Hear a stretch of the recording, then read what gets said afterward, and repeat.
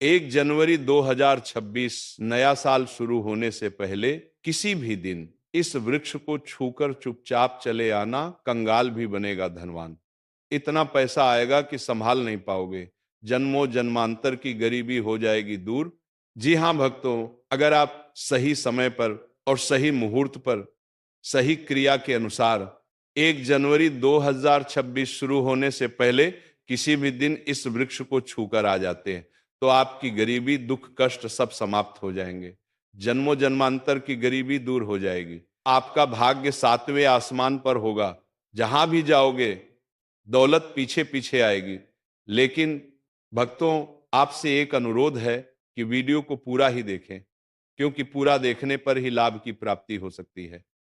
भक्तों, इस वीडियो में हम आपको ऐसे पेड़ बताएंगे जिन्हें छूने मात्र से आपकी गरीबी दूर हो जाएगी और माँ लक्ष्मी की आप पर ऐसी कृपा होगी कि 2026 में आप परिजवान बन जाओगे। अगर आप 1 जनवरी 2026 नया साल शुरू होने से पहले किसी भी दिन ये जो पेड़ हम आपको बताने वाले हैं, उन पेड़ को आप छू लेंगे तो आपकी गरीबी दूर हो जाएगी। इसीलिए भक्तों, आप अपने फायदे के लिए इस वीडियो को पूरा जरूर देखें। तो चलिए जानते हैं कि कौन से ऐसे पौधे हैं जिन्हें आपको नए साल से पहले किसी भी दिन छूकर आ जाना है। तो भक्तों, हमारी हिंदू संस्कृति में कई तरह की पौराणिक मान्यता को महत्व दिया गया है कि कई ऐसे पेड़ पौधे होते हैं जो कि देव वृक्ष कहे गए हैं और काफी शुभ भी माने गए हैं। प्रकृति में मौजूद कई ऐसे पेड़ पौधे होते हैं जो कि हमारे जीवन में चल रही परेशानी को दूर कर देते हैं। खास बात यह है कि पेड़ पौधे की न सिर्फ लोग पूजा करते हैं बल्कि औषधि के रूप में भी प्रयोग करते हैं, क्योंकि यह कई प्रकार की बीमारी को ठीक करते हैं। और वेद पुराणों में भी कई प्रकार के पेड़ पौधों का उल्लेख है। भक्तों, हमारे हिंदू धर्म में देवी माता रानी के अनेक स्वरूप कहे गए हैं, जिसमें वृक्षों को भीमा देवी का स्वरूप कहा जाता है। तो आज हम आप लोगों को ऐसे वृक्षों के बारे में बताने वाले हैं जिनको 1 जनवरी नया साल शुरू होने से पहले किसी भी दिन छूना बेहद शुभ कार्य बताया गया है, क्योंकि नए साल से पहले इनको छूने मात्र से शत्रु दोष, कर्ज दोष, गरीबी दोष सब समाप्त होते हैं। 2025 के बाद 2026 आता है और नए साल 2026 के पावन पर्व से पहले कुछ ऐसे वृक्ष हैं जो कि देव वृक्ष कहे गए हैं। ये देवी के स्वरूप होते हैं, माता काली के स्वरूप होते हैं। और हमारे हिंदू धर्म में पेड़ पौधे को देवी देवता मान करके हम इनकी पूजा करते हैं और हमें इन वृक्षों की पूजा भी जरूर करनी चाहिए। और भक्तों, विज्ञान भी कहता है पेड़ पौधे मनुष्यों को फ्री में प्राणवायु प्रदान करते हैं और पेड़ पौधे हमें ऑक्सीजन देते हैं और हमारे जो कार्बन डाइऑक्साइड प्रदान होता है उसे ग्रहण करके सभी प्रकार के जितने भी नाकाम चीज होते हैं उसे अपने अंदर में स्वयं सोख लेता है और हमें तेज प्रदान करते हैं। तो पेड़ पौधे स्वयं तेज धूप में तपता है, लेकिन मनुष्य को शीतल छाया प्रदान करता है। और नए कार्य के समय में कुछ ऐसे पेड़ पौधे हमारे धर्म शास्त्र में कहे गए हैं जिनको छूने मात्र से व्यक्ति के बंद किस्मत के ताले खुल जाते हैं, व्यक्ति का सौभाग्य चमक जाता है। हमारे शास्त्रों में पेड़ पौधों को बहुत ही गुणकारी कहा जाता है, क्योंकि इनमें साक्षात देवता होते हैं। अनेक बीमारी का उपचार पेड़ पौधों में ही छुपा है। पेड़ पौधों में कई जड़ी बूटियां पाई जाती हैं और भगवान श्री कृष्ण ने गीता में स्वयं कहा है कि वृक्षों में मैं पीपल का वृक्ष हूं। पीपल के वृक्ष को वृक्षों का राजा कहा जाता है, क्योंकि पीपल वृक्ष की जो आयु होती है सबसे ज्यादा होती है, सबसे अत्यधिक होती है। पीपल वृक्ष सर्वशक्तिमान होता है, पूजा पाठ में अत्यधिक इसका महत्व होता है। तो चलिए भक्तों, आज हम आप लोगों को नए साल 2026 से पहले छुए जाने वाले वृक्ष के बारे में बताने वाले हैं। भक्तों, हमारे धर्मशास्त्र में अनेक ऐसे वृक्ष हैं जो कल्याणकारी होते हैं, मंगलकारी होते हैं। अगर इन वृक्ष को छू लेते हैं तो आपकी सभी प्रकार की परेशानी, कष्ट सब समाप्त हो जाते हैं।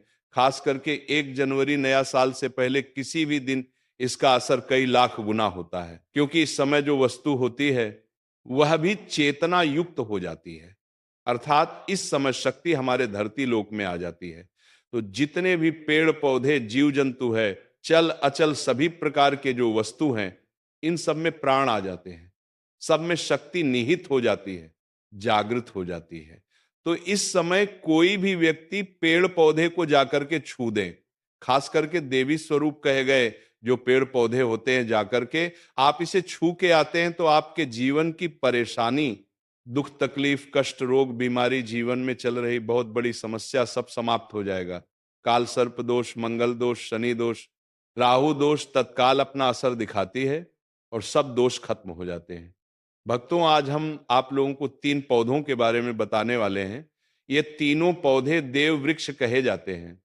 वीडियो को ध्यान से देखना, अगर आज की वीडियो मिस कर दी तो फिर सारी जिंदगी आपको पछताना पड़ेगा, क्योंकि नया साल ही एक ऐसा पर्व होता है, एक ऐसा समय होता है कि आपको लंबी पूजा पाठ करने की जरूरत नहीं, बल्कि केवल 9 दिनों के भीतर में ही आप अपनी समस्या को, आप अपनी गरीबी को स्वयं अपनी आंखों से समाप्त होते हुए देख सकते हैं। मैं जिस देव वृक्ष के बारे में बता रहा हूं, ये सारे वृक्ष आपको अपने घरों के आसपास में बहुत ही आसानी से मिल जाएंगे। तो भक्तों, वीडियो को ध्यान से देखना। कौन से ऐसे 3 वृक्ष हैं जिसे हमें छू करके नए साल से पहले किसी भी दिन जरूर आना चाहिए। इसी के साथ भक्तों, हो सके तो नए साल में जितना ज्यादा हो सके देव वृक्ष की पूजा जरूर करना। भक्तों, देव वृक्ष में कई प्रकार के वृक्ष होते हैं। तो चलिए भक्तों, जानते हैं कि कौन से वृक्ष को छूने से हमारी गरीबी मिटती है। पहला जो वृक्ष है, बेल का वृक्ष। जो बेल का वृक्ष है, ये वृक्ष माता पार्वती के पसीने से उत्पन्न हुआ है। स्कंद पुराण के अनुसार जो माता पार्वती है, ये देवी स्वरूप कही गई है, अर्थात ये नव दुर्गा के स्वरूप कही गई है। तो स्कंद पुराण की कथा में कहा गया है, जो बेल का वृक्ष है माता पार्वती के पसीने से उत्पन्न हुआ है।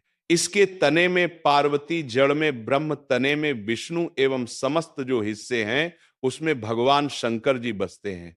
संध्या काल में शिव मंदिर के समीप या नव दुर्गा मंदिर के समीप जो बेल के वृक्ष है, इसके नीचे घी का दीपक जलाने से व्यक्ति धनवान, गुणवान एवं पराक्रमी बनता है। व्यक्ति के सभी प्रकार के मनोरथ की पूर्ति होती है।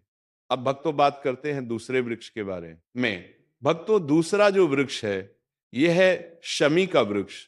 शमी के वृक्ष को जगदम्बा का स्वरूप कहा गया है। जो शमी के वृक्ष हैं, ये स्वयं जगदम्बा के स्वरूप है। इस पर स्वयं मां जगदम्बा स्वयं साक्षात विराजमान रहती है। और कोई भी व्यक्ति अगर संध्या काल में 1 जनवरी नए साल के दिन या नए साल पहले किसी भी दिन इसके नीचे में धूप दीप जलाता है, धुआं दिखाता है, तो उनकी सभी प्रकार की परेशानी दूर होती है। शमी की जड़ में सिंदूर डालने से व्यक्ति को आरोग्य की प्राप्ति होती है।